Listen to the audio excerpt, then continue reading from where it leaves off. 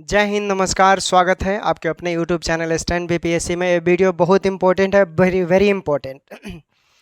इसलिए इम्पोर्टेंट है क्योंकि चूँकि मालूम है जो बहस हुआ, बहुत सारे लोग क्या क्या बोल रहे हैं, क्या क्या लेकर बहुत सारे निगेटिविटी फैला है। मैंने बोला था कि निगेटिविटी फैलेगा तो मैं आप लोगों के बीच ज़रूर आऊँगा और अपनी बातें रखूँगा, ठीक। क्योंकि मेरा भी दायित्व बनता है कि मेरे साथ जितने भी लोग जुड़े हुए हैं, तो आप जुड़े हुए हैं इसलिए कि मैं ऑथेंटिक बातें बताता हूँ। चूँकि मैं चैनल को आते आते ये नहीं बोलता हूँ कि स्वागत है, जल्दी जल्दी चैनल को सब्सक्राइब कीजिए, फॉलो कीजिए, बेल आइकन दबाइए, मैं ये कभी नहीं बोलता हूँ।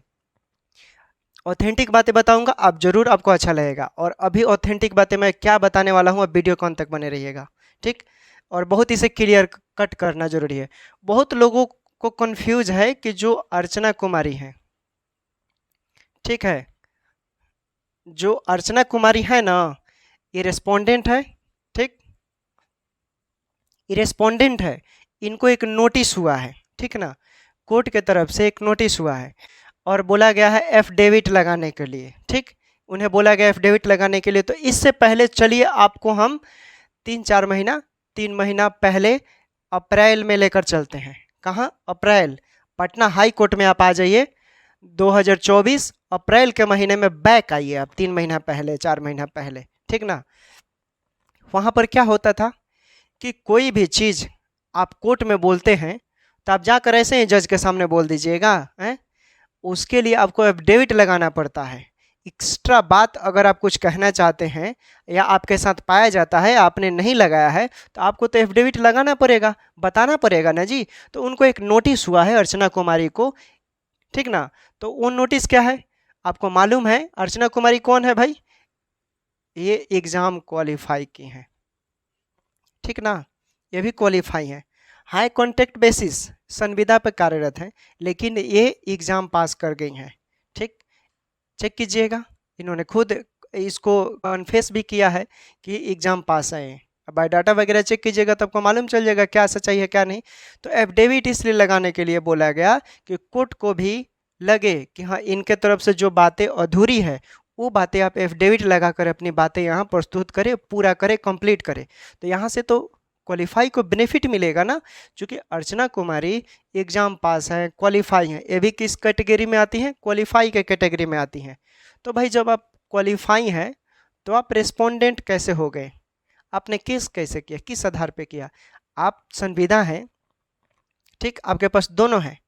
आपने चूँकि जब नोटिस निकला उस समय आपने चैलेंज नहीं किया, सब चीज़ एक्टिविटी किया, सब चीज़ A to Z एक्टिविटी किया। यहाँ पर तो लोग फंसेंगे ना। क्या आप सुप्रीम कोर्ट जजमेंट देगा, वो नेक्स्ट हियरिंग पे आपको मालूम चलेगा। अब एक और चीज़, दूसरा बात ये है कि अब लोग, कुछ लोग क्या बोल रहे हैं कि भाई आईए में क्वालिफाई जो जाएगी उसी का क्या होगा? नौकरी होगा, ठीक। जो कि ये बात को मैं खंडित करता हूँ, ये गलत है, ऐसा कुछ भी नहीं है। आईए में जाने के लिए आपको इंटरवेनर बनाया जाता है।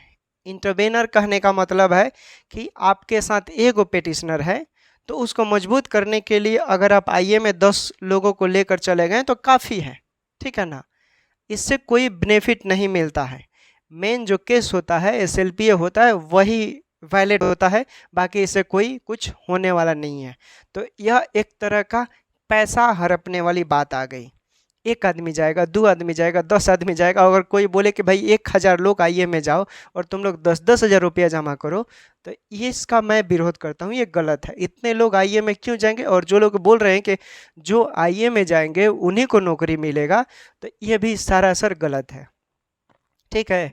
इसका चूँकि ये चीज़ यहाँ पर वैलिड ही नहीं होता है, चूँकि इसका आवाज़ मैंने भी पहले उठाया था, ठीक है ना, वीडियो के माध्यम से भी, लेकिन वो वैलिडिटी यहाँ पर नहीं है।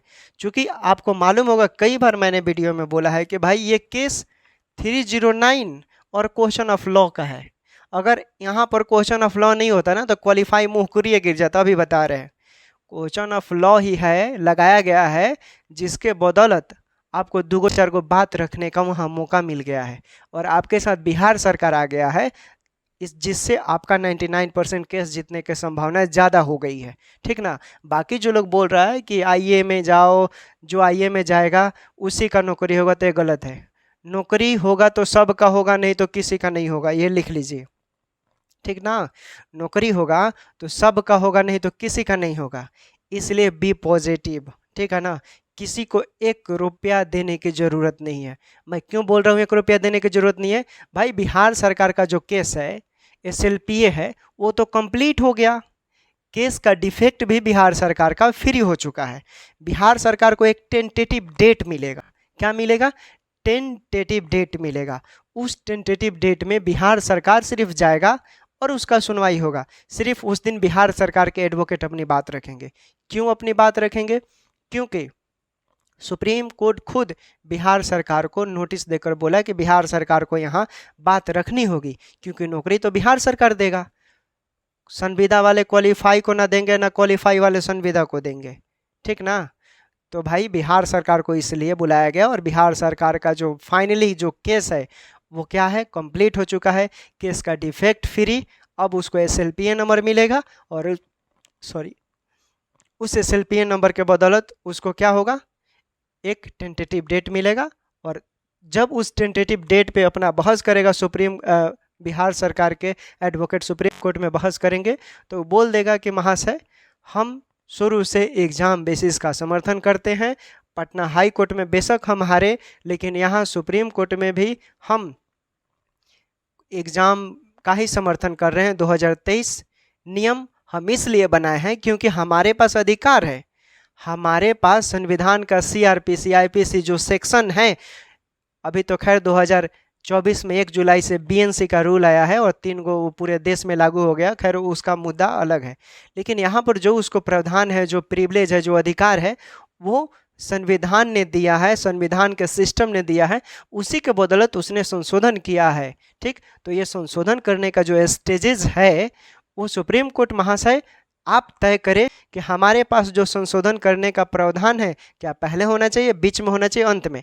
हालांकि आपको मालूम होगा कि सुप्रीम कोर्ट कोई भी निर्णय देता है वो एक एक्ट ही बन जाता है, वो एक कानून ही बन जाता है। सुप्रीम कोर्ट का कोई भी निर्णय तो आपको मालूम होना चाहिए। याद कीजिए, 4 महीना पहले जाइए, 29 अप्रैल को, जिस दिन पटना हाई कोर्ट का सेकेंड ऑर्डर, दूसरी बार संविदा का जो जीत हुआ, उसी दिन सुप्रीम कोर्ट का 29 अप्रैल का भी एक जजमेंट आया था, ठीक। उस जजमेंट में क्या था दोस्तों? उस जजमेंट में क्या था? उस जजमेंट में ये था कि भाई राज्य सरकार के पास इतना अधिकार दिया गया है, राज्य सरकार के पास इतना अधिकार है कि वो जहाँ जनसमूह मतलब 1 से अधिक, यानी 1 से अधिक विद्यार्थियों की बात होगी, 1 से अधिक विद्यार्थियों की हक की बात होती है, यानी 1 से अधिक एएनएम के अधिकार की हक की बात होती है, तो राज्य सरकार आसानी से यार संशोधन कर सकता है। खुद ये जजमेंट है, तो ये हम नहीं लगा सकते हैं। जब एडवोकेट साहब से बात किया गया तो वो क्वालिफाई वालों के एडवोकेट बोल रहे हैं कि नहीं, ये यहाँ पर नहीं लगाया जा सकता। क्यों नहीं लगाया जा सकता? अब बात तो रख सकते हैं ना, आपके पास क्वेश्चन ऑफ लॉ है जो इससे रिलेटेड है, मानते हैं को रिलेट करता है, लेकिन आप बात बोल सकते हैं, बोला जाए, बोलिए लोग। हालांकि ये बात तो हम लोग बोले, लेकिन ये बात कोर्ट में नहीं रखी गई, रखनी चाहिए, ठीक है, वैलिड है ये, ठीक है ना। डिफेंस का ये ऑर्डर है सुप्रीम कोर्ट का, ठीक है। अग्निवीर योजना को लेकर ये जजमेंट आया है, ये सब क्यों नहीं लगा सकते हैं? ऐसे ऐसे प्रावधान है, आप लगाएंगे तो जरूर बेनिफिट मिलेगा, ठीक है। मेरा मेन पर्पस वीडियो बनाने का क्या था कि कोई प्लीज़, अगर आप मेरा वीडियो देख रहे हैं तो किसी को भी 1 रुपया ना दे। जब रुपया आप कब देंगे भाई? जब लगे कि आपको फंडिंग करने की ज़रूरत है तब। अभी आपको फंडिंग करने की ज़रूरत है, 1 महीना 2 महीना समय है, और राज्य सरकार अपना भी स्टेज नहीं रखा, राज्य सरकार अपना भी फैसला नहीं सुनाया, राज्य सरकार अपना जज साहब के सामने अपनी बातें नहीं रखा, निर्णय नहीं दिया। आप कैसे कुछ भी कर सकते हैं? राज्य सरकार जब निर्णय दे देगा कि हम एग्ज़ाम वालों का समर्थन करते हैं, और वो करेगा, रेस्पोंडेंट अर्चना कुमारी को बनाया है, कॉन्टैक्ट बेसिस को बनाया है, ठीक ना, तो भाई दिक्कत क्या है? वहाँ पर तो पैसा देने की बात ही नहीं है। कि जब लगेगा कि हाँ फंडिंग करने की ज़रूरत है तब आप लोग कीजिएगा। अभी भाई किसी को फंडिंग ना दे। पहले एगो लोगों के ऊपर या जो ज्वाइंट खाता था उस पर पैसा जाता था, लेकिन भाई क्वालिफाई में क्या है जानते हैं? 5-5 लोग अपने पर्सनल अकाउंट पर पैसा मंगा रहे हैं, 5-5 लोग, एक आदमी पैसा मंगाता है, चलेगा। भाई 2 आदमी भी मंगाता है चलेगा भाई, 5-6 आदमी अपने पर्सनल अकाउंट पर पैसा मंगा रहा है, इससे बड़ा झोलमोल और कुछ नहीं हो सकता है। प्लीज़ बी रिक्वेस्टेड, आप बचिए, आपके साथ बिहार सरकार है भाई। यहाँ पर कई लोग अपना बिजनेस करना भी शुरू कर दिया है, तो उस सब चीज़ों से बचिए, ठीक है ना। जो फैक्ट है वही बता रहे हैं, हम वीडियो में बार बार नहीं बोलते हैं। फंडिंग तभी कीजिएगा जब तक बिहार सरकार अपनी फैसलाएँ नहीं सुनाती है, बिहार सरकार अपना जजमेंट नहीं देता है सुप्रीम कोर्ट के न्यायाधीश के सामने कि उसका इरादा क्या है, वो किसके तरफ है। फिर मालूम चल जाएगा, उसके बाद आप फंडिंग कीजिएगा। अभी फंडिंग करने की क्या ज़रूरत है, फंडिंग करोगे डूबोगे, करो ज़्यादा पैसा है तो, ठीक ना। तो यही था, समझ गए, ठीक। नोटिस अर्चना कुमारी को क्यों हुआ था, कोई भी बात अगर आप कहना चाहते हैं तो एफिडेविट के माध्यम से बोलेंगे, ठीक ना।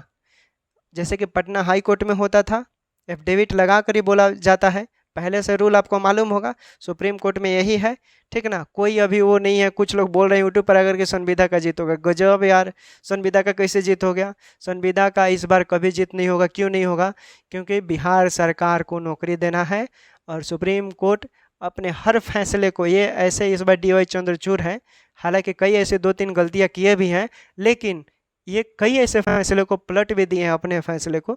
तो केरला, कर्नाटका, हिमाचल प्रदेश जो भी जजमेंट है उसमें कई ऐसे त्रुटियां हैं और सुप्रीम कोर्ट ने बोला भी कि इसे सुधार करने की ज़रूरत है। और सभी क्वालिफाई के एडवोकेट जो हैं इस पर ध्यान दीजिए आप लोग, और क्रियाकलाप कर कर इससे मज़े लीजिए और केस को जितवाइए भाई। जीत तो ऐसे भी रहे हैं। ये सब एक्टिविटी था, समझ गए। चलिए मिलेंगे नेक्स्ट वीडियो में, फिर नेगेटिविटी फैलेगा, फिर आपका भाई प्रस्तुत होगा, फिर धो डालेंगे। Okay, take care, bye bye.